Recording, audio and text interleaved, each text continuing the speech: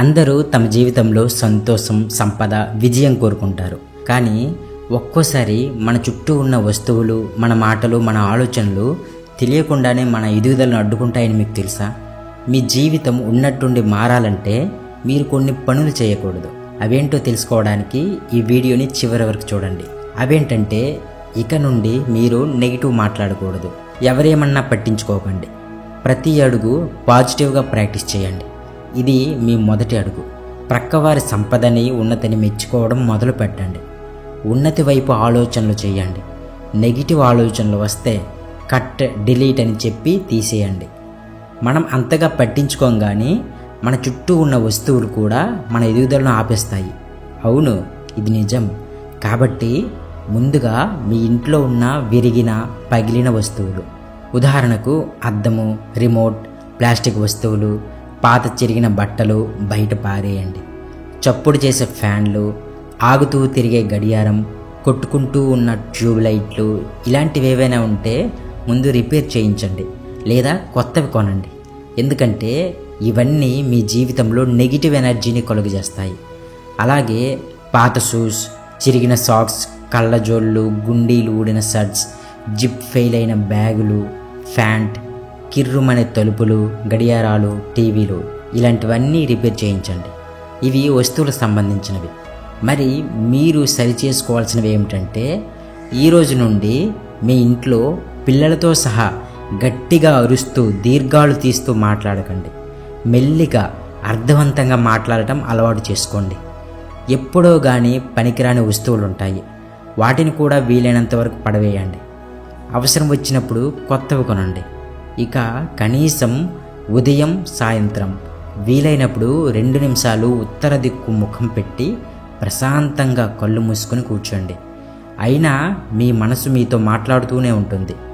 ఇక వీలైనంత బయట మాటలు కట్టిపెట్టండి. మీ మనసులో ఉన్న మనిషితో మాట్లాడటం మొదలు పెట్టండి. ఎవరు మాట్లాడినా సరే అలాగే అలాగే అంటూ వినడం నేర్చుకోండి. వినడంలో ఎక్కువ నేర్చుకుంటాం. మనకు పనికిరాని విషయాలు ఉంటే నొప్పించక తప్పించుకోండి. ఇంతకుముందు మనం చెప్పుకున్నట్లు నెగిటివ్ మాటలకు కట్, డిలీట్ అని చెప్పండి. ఒక ఎల్లో పేపర్ పైన రాస్తూ పోండి, ఐఎమ్ రిచ్, ఐఎమ్ రిచ్ అని. అయితే ఇప్పటి వరకు మనం ఎన్నో వీడియోస్లో చెప్పుకున్నాం ఎల్లో పేపర్పై రాయమని. మరి ఎల్లో పేపర్పై రాశారా? మీరు ఇంకా రాయలేదంటే మీ మైండ్లో నుంచి నెగిటివిటీ పోలేదు. మీరు కట్ చేసిన రీసైకిల్ బిన్లో ఉన్నాయన్నమాట. ఇప్పుడు దాని నుంచి కూడా డిలీట్ చేయండి. అమ్మయ్యా, ఒక్కసారి గట్టిగా ఊపిరి పీల్చుకోండి. ఇప్పుడు చెప్పండి, I'm the best, I'm the first, I'm rich అని. ప్రతిరోజు ఉదయం లేవగానే ఇలా చెప్పండి, ఈ రోజంతా నాకు ఆర్థికపరమైన ఆలోచనలు కలుగుగాక. నిన్నటి రోజు బాగా జరిగినందుకు కృతజ్ఞతలు. మీరు ప్రస్తుతం ఉన్నదానికి మీరు ఉన్నత స్థాయిలో ఉంటే మీ జీవితం ఎలా అనుభవిస్తారు? డూప్లెక్స్ బిల్డింగ్, బెంజ్, BMW కార్లు, 10 మంది నౌకర్లు, ఒక డాబర్మ్యాన్ డాగ్, కాంపౌండ్ వాల్లో మంచి ల్యాండ్, అందమైన పూల చెట్లు, వచ్చిపోయే స్నేహితులు, బంధువులు. ఒక్కసారి ఊహించండి, ఎంత బాగుంది కదా? దీన్ని ప్రతిరోజు ఊహించండి పడుకునే ముందు. ఎస్, మీ డ్రీమ్స్ నిజమవుతాయి. ధ్యానం చేస్తే మనిషి యోగి అవుతాడు. యోగిగా మారినప్పుడు ప్రాపంచిక విషయాల మీద ఆసక్తి పోతుంది. ఆసక్తి లేనప్పుడు జీవితాన్ని ఎలా ముందుకు తీసుకువెళ్తాడు కదా? జీవితం మనుగడ సాగాలి అంటే డబ్బు కావాలి. డబ్బు కావాలి అంటే మనీ మెడిటేషన్ చేయాలి. అప్పుడు ప్రకృతిలో ఉన్న సంపద మీ అవసరాలను తీరుస్తుంది. ఎవరేమనుకున్నా సరే దేన్ని పట్టించుకోకండి. మీ మనసుతో మీరు మాట్లాడటం గతంలో నేర్చుకున్నారు కదా, దాని మాటే వినండి. టీవీలలో భయంకరమైన సంఘటనలు, హింసతో కూడిన నాటకాలు, సినిమాలు చూడకండి. అవి మీ మనసు మీద ముద్రితమవుతాయి. అంతేకాదు, అవి తిరిగి మీ జీవితంలో కూడా జరిగే అవకాశం ఉంది. దారిద్ర్యంలో ఏ సుగుణము లేదు. అన్నీ మానసిక రోగాల్లాగే అదొక జబ్బు. మీరు చిరిగిన బట్టలు వేసుకుని గుడిసెలో ఉండి ఆకలితో అలమటించడానికి ఈ ప్రపంచంలోకి అడుగు పెట్టలేదు. ఇక్కడ మీరు ఏది ఊహిస్తే అది మీ మనసు పట్టుకొని ప్రకృతి ద్వారా నిజం చేస్తుంది. కాబట్టి కేవలం మంచి మాత్రమే ఊహించండి, గొప్పవి మాత్రమే ఊహించండి. మీ ఆలోచనలు, మీ దృష్టి, మీ ఎనర్జీని అంతా సంపద మీద పెట్టండి. ఎందుకంటే మనిషి పుట్టినప్పటి నుండి గిట్టే వరకు డబ్బు అవసరం. డబ్బు, ఆరోగ్యం ఉంటే జీవితం ఎంతో అద్భుతంగా సాగుతుంది. మరి మీరు చెప్పండి, ఒక మనిషి బ్రతకడానికి ఎంత డబ్బు కావాలి? ఈ రోజుల్లో కనీసం ఒక మనిషికి నెలకు 3,000 రూపాయలు కావాలి.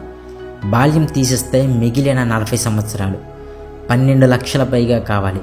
అదే గనుక ఒక కుటుంబానికైతే లెక్క వేసుకోండి. ఇది కేవలం ఎలాంటి అతి లేకుండా చాలా సాధారణంగా బ్రతకడానికి మాత్రమే. ఇప్పుడు చెప్పండి, మీరు ఒక అందమైన ఉన్నతమైన జీవితం గడపడానికి ఎంత కావాలి? లెక్క తేలడం లేదు కదా. ఇప్పుడు డబ్బు ఎవరికి అవసరం లేనిది. కాబట్టి ఈ అనంత విశ్వంలో ఎంతో సంపద మీ కొరకై ఉంది. అది పొందడం మీ హక్కు. అది ఇవ్వడానికి సిద్ధంగా ఉంది. రిసీవ్ చేసుకోవడానికి మీరు కూడా సిద్ధం కండి. ఎందుకంటే డబ్బు సంపాదించడం మీ హక్కు.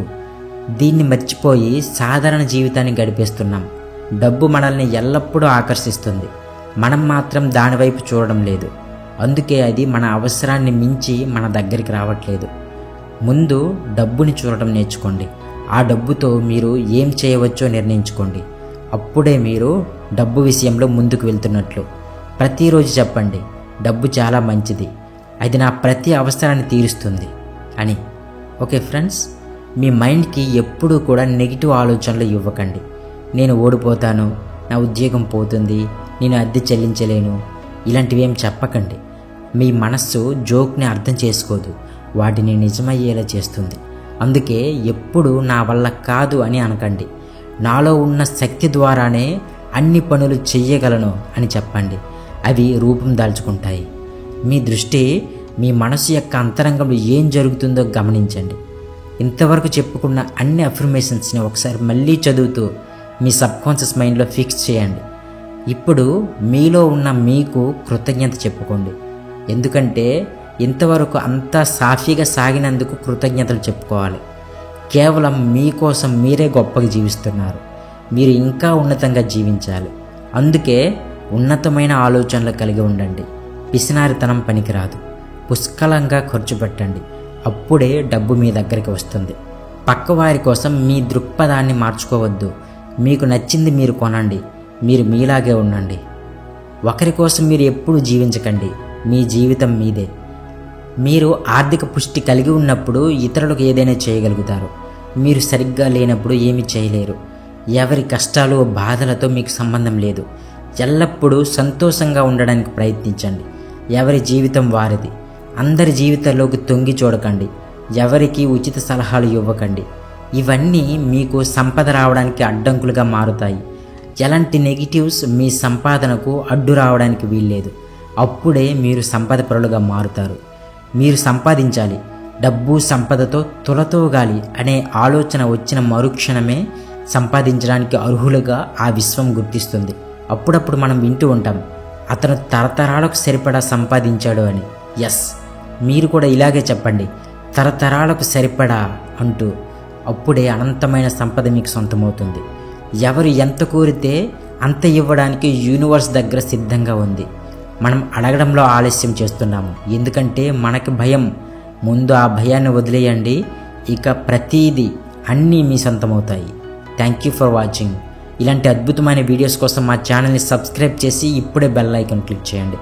అలాగే వీడియోకి ఒక లైక్ చేసి కామెంట్ చేయండి. Thank you so much.